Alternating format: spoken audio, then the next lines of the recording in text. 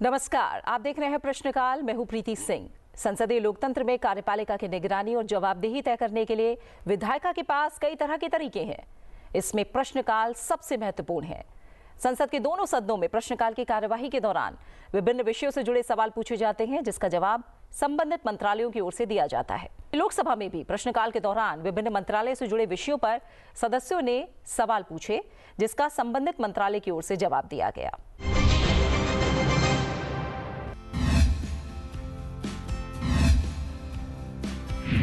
आज के कार्यक्रम का पहला सवाल जुड़ा है पीएम विद्या लक्ष्मी योजना के लिए सिबिल स्कोर मानदंड से। इस सवाल को पूछा है लोकसभा सांसद दिलेश्वर कामेत ने। उन्होंने शिक्षा मंत्रालय से पूछा कि उन राज्यों के नाम क्या हैं जहां पीएम विद्या लक्ष्मी योजना शुरू की गई है। सरकार द्वारा इस योजना के शीर्ष संस्थानों के छात्रों के अलावा विशेषकर बिहार राज्य के छात्रों तक विस्तारित करने के लिए क्या प्रभावी उपाय किए गए हैं। ये योजना कब तक पूरी तरह से लागू होने की संभावना है।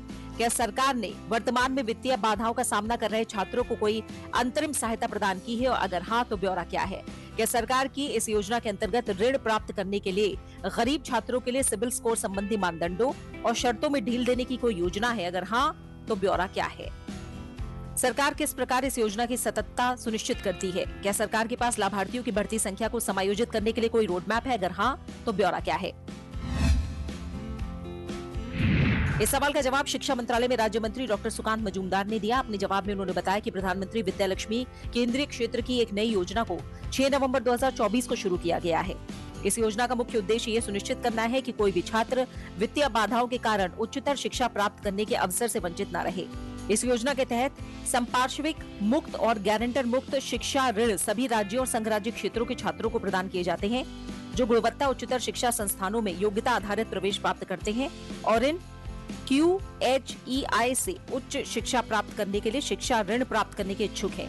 अलग अलग मानदंडों के आधार पर शैक्षणिक वर्ष 2024-25 के लिए QHEI की सूची तैयार करने के लिए NIRF 2024 रैंकिंग पर विचार किया गया है। शिक्षा मंत्रालय द्वारा प्रकाशित NIRF की नवीनतम सूची में समग्र श्रेणी विशिष्ट अथवा विषयवार विशिष्ट रैंकिंग में शीर्ष 100 उच्चतर शिक्षा संस्था, साथ ही शिक्षा मंत्रालय द्वारा प्रकाशित NIRF की नवीनतम सूची में राज्य संघ राज्य क्षेत्र सरकारों के शासनाधीन शीर्ष 200 उच्चतर शिक्षा संस्था, साथ ही भारत सरकार के शासनाधीश बाकी सभी उच्चतर शिक्षा संस्थान। पीएम विद्या लक्ष्मी योजना के तहत 8 लाख रुपए तक की वार्षिक पारिवारिक आय वाले छात्रों के लिए यह योजना 10 लाख रुपए तक के ऋण पर 3% ब्याज पर छूट प्रदान करती है। 1 लाख तक नए छात्रों को शिक्षा ऋण पर कोई अन्य छात्रवृत्ति या ब्याज पर छूट नहीं मिल रही है, उन्हें ये लाभ मिलेगा। ब्याज पर छूट या लाभ अधिस्थगन अवधि अर्थात पाठ्यक्रम अवधि जमा 1 वर्ष के दौरान प्रदान किया जाता है। 2024-25 से वर्ष 2030-31 तक ब्याज पर छूट के लिए रखा गया कुल परिव्यय 3,600 करोड़ रुपए है। इसके अलावा उच्चतर शिक्षा विभाग PM USP केंद्रीय क्षेत्र ब्याज सब्सिडी योजना का कार्यान्वयन कर रहा है। PM USP CSIS योजना के अंतर्गत उन सभी छात्रों को जो राष्ट्रीय आकलन और प्रत्ययन परिषद से प्रत्यायित उच्चतर शिक्षा संस्थाओं, राष्ट्रीय प्रत्यायन बोर्ड से प्रत्यायित तकनीकी व्यावसायिक पाठ्यक्रम पढ़ रहे हैं और जिनकी वार्षिक पारिवारिक आय 4.5 लाख रुपए तक है, अधिस्थगन अवधि के दौरान 10 लाख रुपए तक के ऋण के लिए ब्याज पूर्ण पर छूट प्रदान की जाती है। इस योजना के लिए छात्र लाभार्थियों की संख्या की कोई ऊपरी सीमा नहीं है। इसके अलावा केंद्र सरकार की प्रधानमंत्री उच्चतर शिक्षा प्रोत्साहन क्रेडिट गारंटी निधि योजना के तहत 7.5 लाख तक के स्वयं स्वीकृत शिक्षा क्रेडिट के लिए क्रेडिट गारंटी प्रदान की जाती है। गारंटी कवर बकाया चूक के 75% तक है। इसके अलावा भारतीय बैंक संघ की आदर्श शिक्षा ऋण योजना के तहत अधिस्थगन अवधि पाठ्यक्रम वर्ष जमा 1 वर्ष के बाद शिक्षा ऋण की पुनर्भुगतान अवधि 15 वर्ष तक है। इस प्रकार PM Vidya Lakshmi, PM USP CSIS और PM USP CGFSEL योजनाएं विभिन्न छात्रवृत्तियों के साथ मिलकर सभी पात्र छात्रों को गुणवत्ता वाले उच्चतर शिक्षा संस्थानों में उच्च शिक्षा और अनुमोदित उच्चतर शिक्षा संस्थाओं में तकनीकी व्यावसायिक शिक्षा प्राप्त करने के लिए समग्र सहयोग प्रदान करती है। प्रधानमंत्री विद्या लक्ष्मी योजना के तहत शिक्षा ऋण स्वीकृत करने के लिए छात्रों का सिबिल स्कोर कोई मानदंड नहीं है। इसके अलावा वो सभी छात्र जो गुणवत्ता वाले उच्चतर शिक्षा संस्थानों में योग्यता के आधार पर प्रवेश पाते हैं और गुणवत्ता वाले उच्चतर शिक्षा संस्थानों से उच्च शिक्षा प्राप्त करने के लिए शिक्षा ऋण प्राप्त करने के इच्छुक हैं, वो इसे प्राप्त कर सकते हैं। ऐसे शिक्षा ऋणों की संख्या की कोई ऊपरी सीमा नहीं है। एक online platform PM Vidya Lakshmi portal विकसित किया गया है जिस पर छात्र सभी बैंकों द्वारा उपयोग की जाने वाली सरलीकृत आवेदन प्रक्रिया के माध्यम से शिक्षा ऋण के साथ साथ ब्याज पर छूट के लिए आवेदन कर सकते हैं। ये पोर्टल 25 फरवरी 2025 से प्रचालित होगा। प्रधानमंत्री विद्या लक्ष्मी योजना शुरू की गई है। जागरूकता बढ़ाने के लिए योजना की जानकारी वेबसाइट पर मंत्रालय द्वारा पहले ही उपलब्ध करा दी गई है। इसके अलावा भारतीय बैंक संघ ने सभी सदस्य बैंकों को उनकी शाखाओं में उपयोग के लिए दिशा निर्देश जारी कर दिए हैं। प्रधानमंत्री विद्यालक्ष्मी का बहुभाषी पर्ची तैयार करके प्रधानमंत्री विद्यालक्ष्मी पोर्टल पर अपलोड कर दिया गया है। सभी उच्चतर शिक्षा संस्थानों से इसे डाउनलोड करके अपने छात्रों को वितरित अनुरोध किया गया है। सभी QHEI उनके परिसरों में पीएम विद्यालक्ष्मी योजना की प्रचार सामग्री को मुख्य रूप से प्रदर्शित करने और पीएम विद्यालक्ष्मी योजना के लिए समर्पित कॉल सेंटर नंबर 1800-1031 का सक्रिय रूप से प्रचार करने का अनुरोध किया गया है। उच्चतर शिक्षा विभाग और वित्तीय सेवा विभाग भारतीय बैंक संघ और बैंकों के साथ मिलकर नियमित रूप से शिक्षा ऋण जमा करने, प्रसंस्करण और संवितरण की प्रगति की निगरानी करते हैं। इसके अलावा DHE, DFS के साथ मिलकर योजना के सुचारू कार्यान्वयन के लिए नियमित अंतराल पर QHEI बैंकों और RBA के साथ बैठकें आयोजित करता है। QHEI और छात्रों के बीच जागरूकता बढ़ाने के लिए विश्वविद्यालय अनुदान आयोग, DFS, IBA और बैंक के सहयोग से QHEI के साथ कार्यशालाएं भी आयोजित की जाती हैं।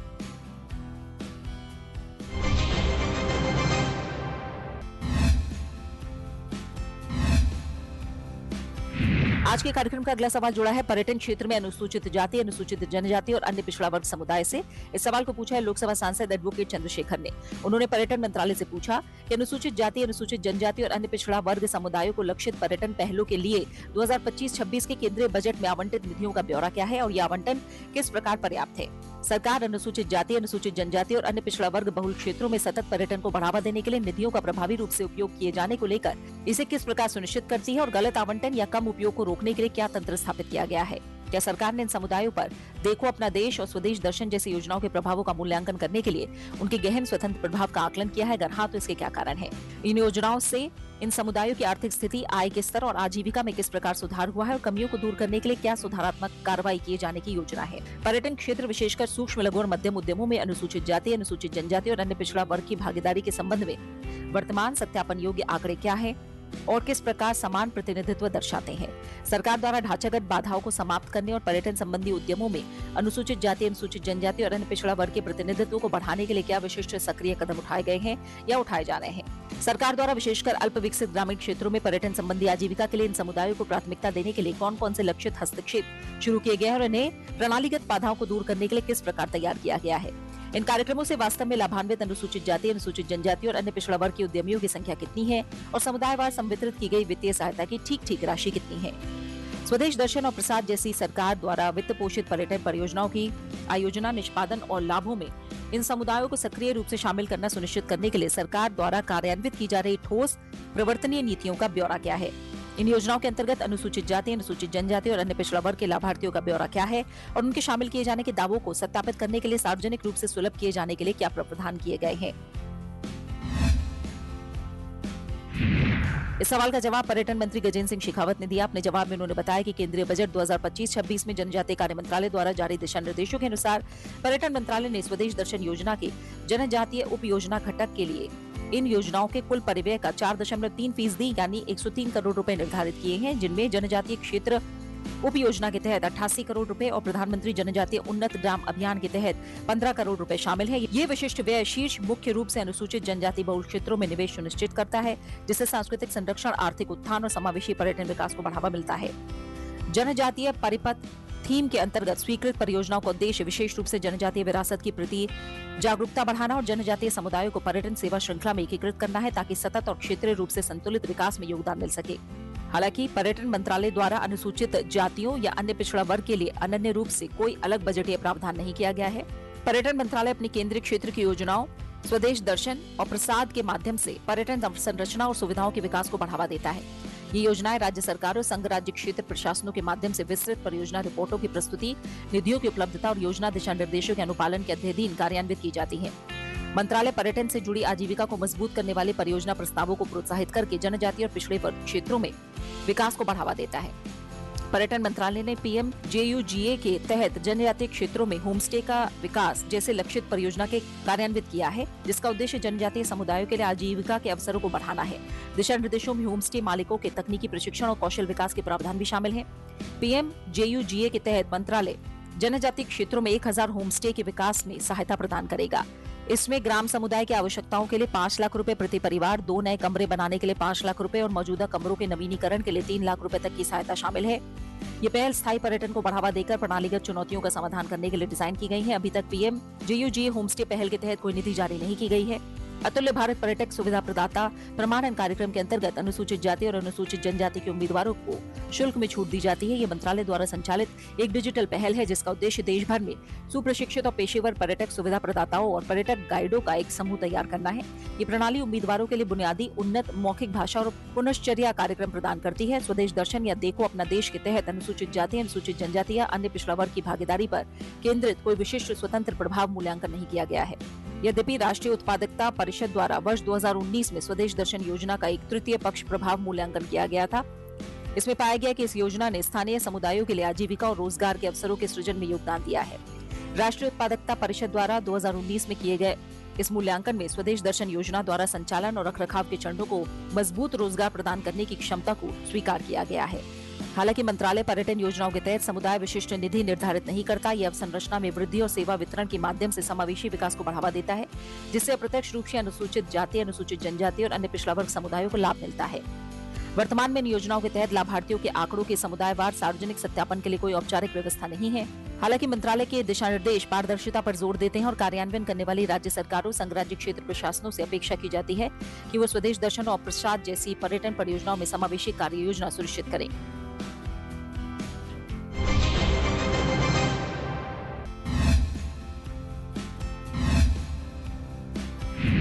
आज के कार्यक्रम का अगला सवाल जुड़ा है जलवायु अनुकूल रोजगार योजना से। सवाल को पूछा है लोकसभा सांसद खगेन मुर्मू ने। उन्होंने कौशल विकास और उद्यमशीलता मंत्रालय से पूछा कि क्या श्रमिकों के संक्रमण में सहायता प्रदान करने के लिए गर्मी की अधिकता, मरुस्थलीकरण या फसल की विफलता का सामना कर रहे क्षेत्रों में किन्हीं कौशल विकास कार्यक्रमों का संचालन किया जा रहा है। अगर हाँ तो ब्यौरा क्या है? अगर नहीं तो क्या किसी औचित्यपूर्ण ढांचे के अंतर्गत ऐसी योजना पर विचार किया जा रहा है? इस सवाल का जवाब कौशल विकास और उद्यमशीलता मंत्रालय में राज्य मंत्री जयंत चौधरी ने दिया। अपने जवाब में उन्होंने बताया कि भारत सरकार के कौशल भारत मिशन के अंतर्गत कौशल विकास और उद्यमशीलता मंत्रालय विभिन्न योजनाओं जैसे प्रधानमंत्री कौशल विकास योजना, जन शिक्षण संस्थान, राष्ट्रीय शिक्षुता संवर्धन योजना के अंतर्गत कौशल विकास केंद्रों के एक व्यापक नेटवर्क के माध्यम से और औद्योगिक प्रशिक्षण संस्थानों द्वारा शिल्पकार प्रशिक्षण योजना के माध्यम से अत्यधिक तापमान, मरुस्थलीकरण या फसल बर्बाद होने वाले क्षेत्रों सहित देश भर में समाज के सभी वर्गों को कौशल, पुनर्कौशल और कौशल उन्नयन प्रशिक्षण प्रदान करता है। कौशल भारत मिशन का उद्देश्य भारत के युवाओं को उद्योग संबंधित कौशल से सुसज्जित करके भविष्य के लिए तैयार करना है। PMKVY के अंतर्गत कृषि और संबद्ध क्षेत्रों में कई नौकरी भूमिकाएं कार्यान्वित की जा रही हैं, जो प्रत्यक्ष या अप्रत्यक्ष रूप से जलवायु परिवर्तन, अत्यधिक तापमान, फसल की बर्बादी से उत्पन्न चुनौतियों का समाधान करती हैं। इन प्रशिक्षण कार्यक्रमों का उद्देश्य संवेदनशील क्षेत्रों में श्रमिकों के संक्रमण और जलवायु अनुकूल आजीविका को सक्षम बनाना है। 30 जून 2025 तक कृषि क्षेत्र में विभिन्न नौकरी भूमिकाओं के अंतर्गत कुल 10,87,743 उम्मीदवारों को प्रशिक्षित अभिविन्यस्त किया जा चुका है। एक न्याय संगत परिवर्तन ढांचा ये सुनिश्चित करता है कि जैसे जैसे दुनिया स्वच्छ और अधिक टिकाऊ ऊर्जा स्रोतों की ओर बढ़ रही है, श्रमिकों, समुदायों और उद्योगों के लिए एक निष्पक्ष और न्याय संगत संक्रमण हो। अग्रणी उद्योगों के नेतृत्व में skill council for green jobs का गठन किया गया है, जिसका कार्य इस क्षेत्र की कौशल विकास आवश्यकताओं की पहचान करना और कौशल योग्यता मानकों का निर्धारण करना है। Skill council for green jobs ने ग्रीन स्किलिंग में राष्ट्रीय व्यावसायिक शिक्षा और प्रशिक्षण परिषद द्वारा अनुमोदित 58 योजनाएं विकसित की हैं। ये योग्यताएं solar PV, green hydrogen, agri PV, अपशिष्ट प्रबंधन, जैव ऊर्जा, GHG लेखांकन जैसे ट्रेडों को कवर करती है। Skill council for green jobs ने ग्रीन स्किल्स ट्रैक्स के तहत लगभग 6,63,000 उम्मीदवारों को ट्रेनिंग देने की सूचना दी है। ये ट्रेनिंग अलग अलग सरकारी योजनाओं जैसे कौशल विकास और उद्यमशीलता मंत्रालय की प्रधानमंत्री कौशल विकास योजना, नवीन और नवीकरणीय ऊर्जा मंत्रालय के सूर्य मित्र कौशल विकास कार्यक्रम और विभिन्न राज्य मिशनों और उद्योग समर्थित कार्यक्रमों के तहत दिए जाते हैं।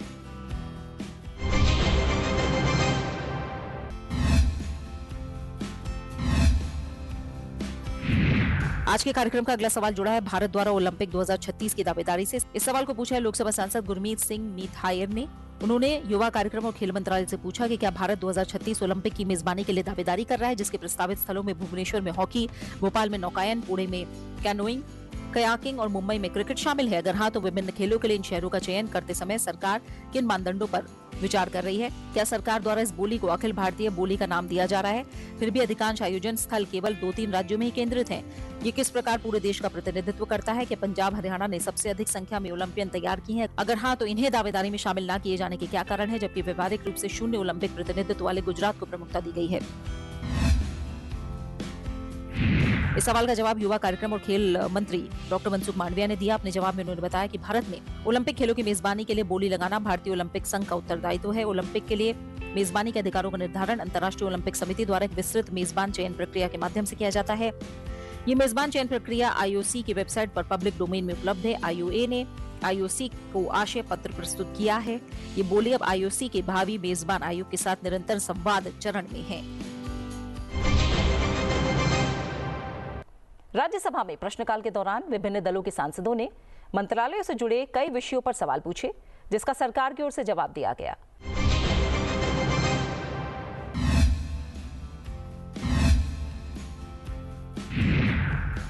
आज के कार्यक्रम का अगला सवाल जुड़ा है इथेनॉल सम्मिश्रण के लक्ष्य से। इस सवाल को पूछा है राज्यसभा सांसद हर्ष महाजन ने। अपने सवाल में उन्होंने पेट्रोलियम और प्राकृतिक गैस मंत्रालय से पूछा कि क्या सरकार ने पेट्रोल में इथेनॉल मिश्रण को बढ़ावा देने के लिए कोई समयबद्ध लक्ष्य निर्धारित किया है।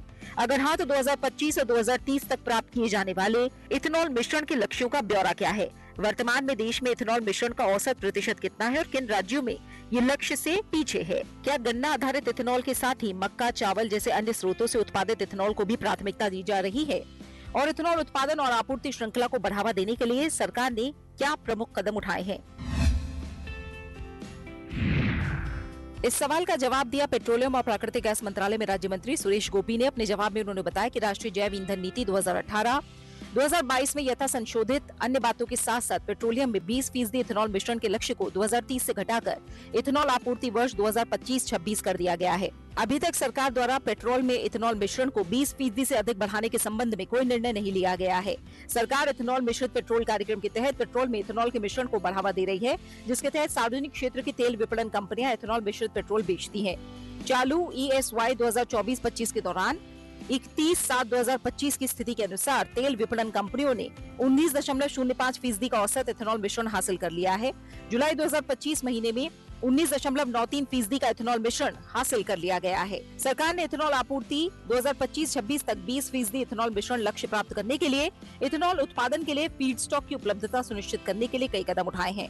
राष्ट्रीय जैव ईंधन नीति 2022 में यथा संशोधित के अनुसार इथेनॉल उत्पादन के लिए फीड स्टॉक का विस्तार, कृषि और किसान कल्याण विभाग द्वारा इथेनॉल संयंत्रों के आसपास मक्का क्लस्टर का विकास और ICAR भारतीय मक्का अनुसंधान संस्थान द्वारा इथेनॉल उद्योगों के जलग्रहण क्षेत्रों में मक्का उत्पादन में वृद्धि शीर्षक वाली परियोजना, जिससे अनाज आधारित डिस्टिलरी के जलग्रहण क्षेत्र में मक्का का उत्पादन बढ़ाया जाना। ESY 2024-25 और ESY 2025-26 से 30 जून 2026 तक प्रत्येक के लिए इथेनॉल उत्पादन के लिए 52 लाख मीट्रिक टन अधिशेष भारतीय खाद्य निगम चावल के आवंटन के लिए सरकार द्वारा अनुमोदन और ESY 2024-25 के लिए इथेनॉल उत्पादन के लिए 40 LMT चीनी का विपथन शामिल है।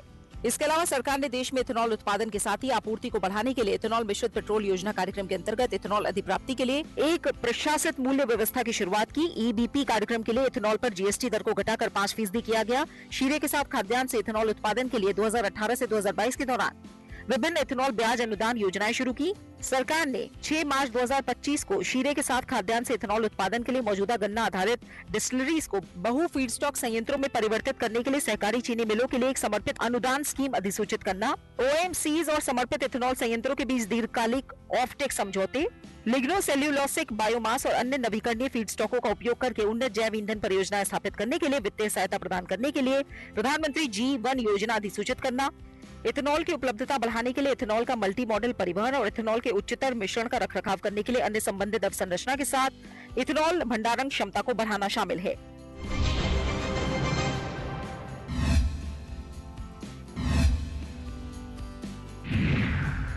आज के कार्यक्रम का अगला सवाल जुड़ा है पावर ग्रिड में नवीकरणीय ऊर्जा को एकीकृत करने से। इस सवाल को पूछा राज्यसभा सांसद रतनजीत प्रताप नारायण सिंह ने। अपने सवाल में उन्होंने विद्युत मंत्रालय से पूछा कि सरकार द्वारा राष्ट्रीय ग्रिड में नवीकरणीय ऊर्जा को एकीकृत करने के लिए क्या कदम उठाए गए हैं। ग्रिड से जुड़ी नवीकरणीय ऊर्जा की वर्तमान क्षमता स्रोतवार क्या है, ग्रिड की स्थिरता और भंडारण संबंधी चुनौतियों से निपटने के लिए क्या उपाय किए जा रहे हैं और देश के ऊर्जा संक्रमण लक्ष्यों को पूरा करने में नवीकरणीय ऊर्जा की भूमिका क्या रही है। इस सवाल का जवाब दिया विद्युत मंत्रालय में राज्य मंत्री श्रीपद येसो नाइक ने। अपने जवाब में उन्होंने बताया कि सरकार ने नवीकरणीय ऊर्जा को राष्ट्रीय ग्रिड में एकीकृत करने के लिए कई उपाय किए हैं।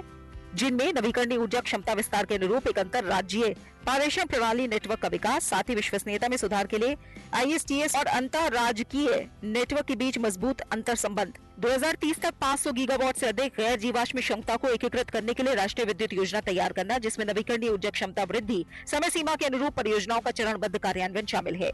सौर, पवन, जल विद्युत और भंडारण परियोजनाओं से उत्पादित विद्युत के लिए ISTS शुल्क में छूट, नवीकरणीय ऊर्जा एकीकरण के लिए अंतर राज्य पारेषण अवसंरचना स्थापित करने के लिए हरित ऊर्जा गलियारा स्कीम के अंतर्गत राज्यों को केंद्रीय वित्तीय सहायता, सौर, पवन, हाइब्रिड परियोजनाओं, भंडारण प्रणालियों से युक्त नवीकरणीय ऊर्जा परियोजनाओं जैसे नवीन नवीकरणीय ऊर्जा समाधानों को बढ़ावा देना, नवीकरणीय ऊर्जा की बाजार आधारित बिक्री को सुगम बनाने के लिए green term ahead market GTAM और ग्रीन डे अहेड मार्केट का संचालन, नवीकरणीय ऊर्जा उत्पादन में परिवर्तनशीलता को समायोजित करने के लिए ताप विद्युत उत्पादन में अनुकूलता, सुरक्षित और स्थिर ग्रिड संचालन के लिए नवीकरणीय ऊर्जा उत्पादन स्टेशनों द्वारा न्यूनतम तकनीकी अनुपालन सुनिश्चित करने के लिए ग्रिड कनेक्टिविटी के लिए केंद्रीय विद्युत प्राधिकरण के तकनीकी मानकों को जारी करना, भारतीय विद्युत ग्रिड संहिता के माध्यम से प्राथमिक और द्वितीयक आवृत्ति नियंत्रण में नवीकरणीय ऊर्जा संयंत्रों की भागीदारी को अनिवार्य बनाना, नवीकरणीय ऊर्जा परिवर्तनशीलता के प्रावधान और ग्रिड आवृत्ति को सहायता प्रदान करने के लिए हाइब्रिड नवीकरणीय ऊर्जा प्रणालियों, बैटरी भंडारण और पंप भंडारण परियोजनाओं के उपयोग को बढ़ावा देना। 30 जून 2025 तक नवीकरणीय ऊर्जा की संस्थापित क्षमता 233.99 गीगावाट है।